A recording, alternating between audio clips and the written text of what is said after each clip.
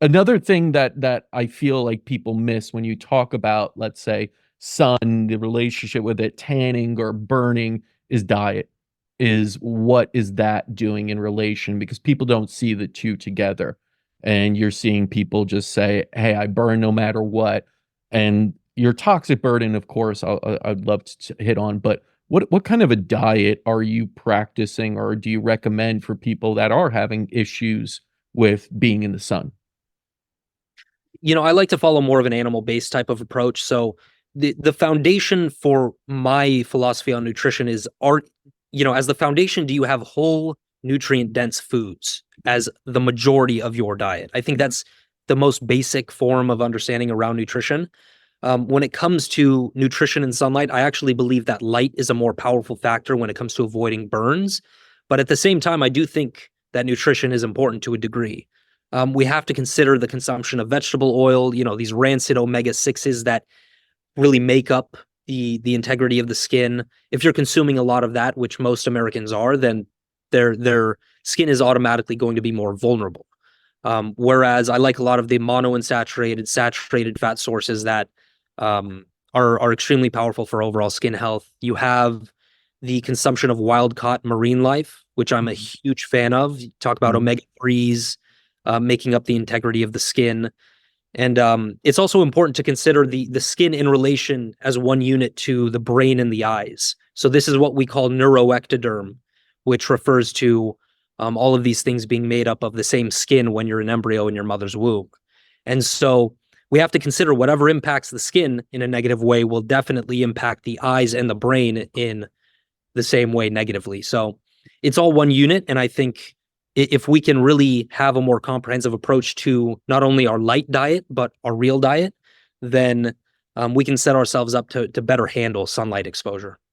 Absolutely, and I think one of those things that you could combine the 2 is eating nutritious, and I know you like to eat outdoors.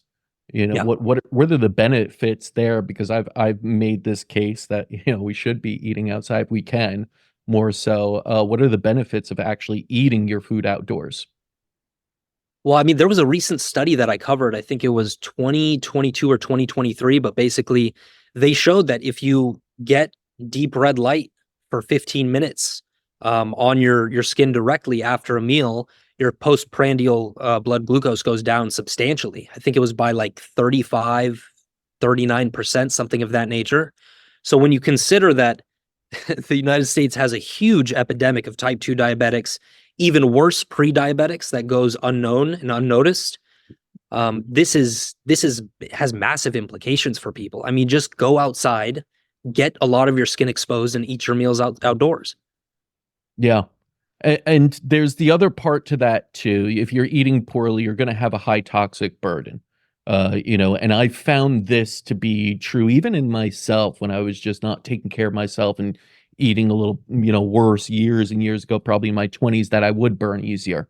And I think a big portion of that, as I've learned from other doctors and people, is that when your organs of elimination are burdened and can't keep up and eliminate those toxins, they turn to the skin as the next elimination route. Sweat, other things. If you're not sweating, that's not a great thing because you can't eliminate that. But when you go out in the sun, it basically kind of triggers that. So you have toxins trying to come through the skin, then you have sun basically, stimulating the skin. And so you may have a redness reaction or some kind of hive reaction to it.